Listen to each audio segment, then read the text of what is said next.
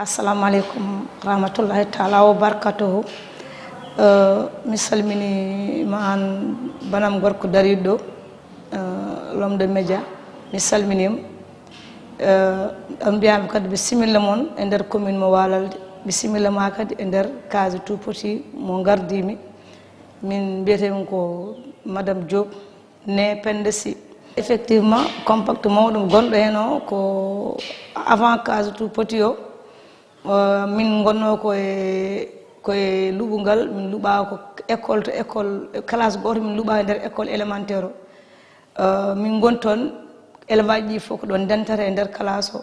deux section min joguino adan la première fois min jogui ko CPE ko mbiyata classe préparatoire à l'élémentaire min formi ɓen jeehi si année prochaine deftuɗe hen o année suivante o min mbaɗi deux sections ɓen deux sections ɗi fof gon classe goto c'était un peu gênant ene muusi par ce que sukaɓe wudduɗo ɓen classe ene keewi en ɗisi hamnade e nden hakkude noon ko nden monsieur le coordinateur min mbaɗimo sollicité wallumin e caali abri min garini holludemo noon devis min mbaɗi o wi min noon entre temps mi dañini on case tout petit min mbi ɗum wawa wonde o te ɗeɗo balɗe mon juuɗo liggotoɓeɓe ko ɗum addi case tout petit o maaha o waɗa inauguré rawane le 5 décembre ɓe mbaɗo inauguration mawɗo mo ala mo hedde aduna o e guila nden noon sukaɓe ɓe no gonirtuno e beddaji ɗini e comportement jogorno guila nden comportement o change kadi galleji ɗi gandi école o nefore école o ko sukaɓeɓe so pini ɗuftor ɓalli men ha laaɓa ɗum ko hygiéne sukaɓeɓe ɗuftor ɓalli men ha laaɓa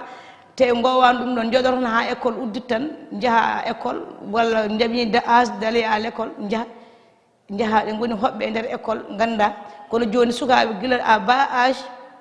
eɓeɗe gandi environnement école eɓeɗe goni hen yaade ɓe seeyi ko continuité tan woni toon kadi ko yidde andinde pima tan ko waɗɗo ko o nufɗo soulagement mo waɗɗo e nder wuuro ngo ko hunde nde ganduɗa o anda ɓe gandani holɗo nafoore mum foti mbawa ɗum mesurde ni monsieur le maire qui est le coordinateur du PIMA ko waɗɗo e des choses ganduɗa palpable et visible par tout le monde ɗum ne heewi kala ko développement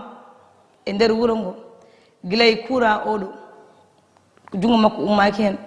guilay ndiyam jungo makko ummaki hen forage oɗo bien vrai jeeyaka e compétence uji commune mais jungo makko ummaki hen guesa maaro jeeyaka e compétence mairie kono jungo makko ko naati hen tan par ce que hayso min ndema maaro ko kanko tagata ha min ndema par ce que waɗata hen ko million ngaji makko o waɗa hen ko machine aji makko remoɓe ɗo ɓe fof joguiɓe jardin ngaji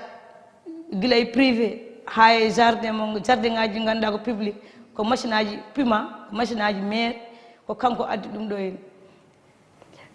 école so udditi école élémentaire école secondaire case tout petit kanko jogui fourniture men bien vrai secondaire dépendaki e amen kono kanko jogui fourniture ha timma ala ko élevage codata haydara enseignant ji kadi ala ko codata e kere ala ko codata e bic ala ko codata e kaye ɗum fof kanko waɗat ɗum plus de 4 millions on waɗi ɗum année foof e nder éducation on waɗi participé éducation ha ɗon wawi kala ko wawi dillude éducation kadi kanko watte sollicité kanko arata kadi o waɗa hen ko waɗi guddurtumi tan ko wiide noon on jarama kadi e wiide bandiraɓeɓe surtout la population walaldoise